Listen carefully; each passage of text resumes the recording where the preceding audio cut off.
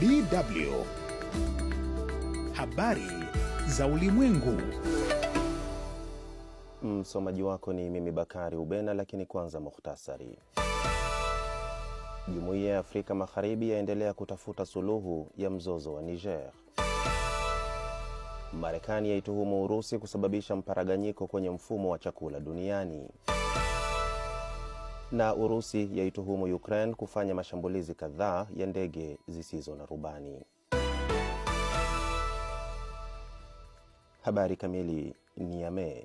Wakuu wa ulinzi wa Jumuiya ya Kiuchumi ya Nchi za Afrika Magharibi ECOWAS wanatarajia kuhitimisha hii leo majadiliano kuhusu uwezekano wa kuingilia kati nchini Niger, ikiwa kufikia Jumapili hii watawala wa kijeshi hawatomrejesha madarakani rais aliyepinduliwa Mohamed Bazoum.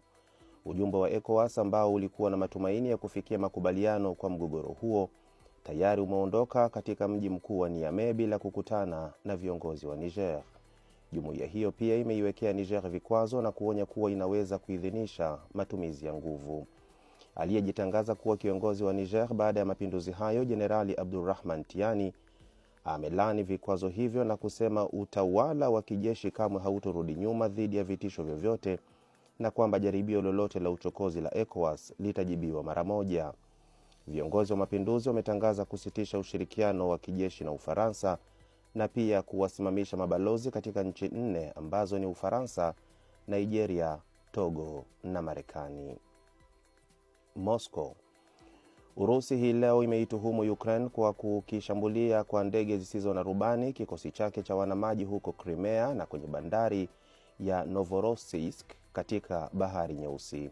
Wizara ya Ulinzi ya Urusi imesema imezuia shambulio jingine la Ukraine usiku wa kuamkia leo na kudungua ndege 13 zisizo na rubani. Mashirika ya habari ya Ukraine yamechapisha picha za video kwenye mitandao ya kijamii zikionyesha meli ya Urusi ikielea upande mmoja baada ya shambulio hilo. Mapambano yanaendelea pia kuripotiwa sehemu mbalimbali na rais wa Ukraine Volodymyr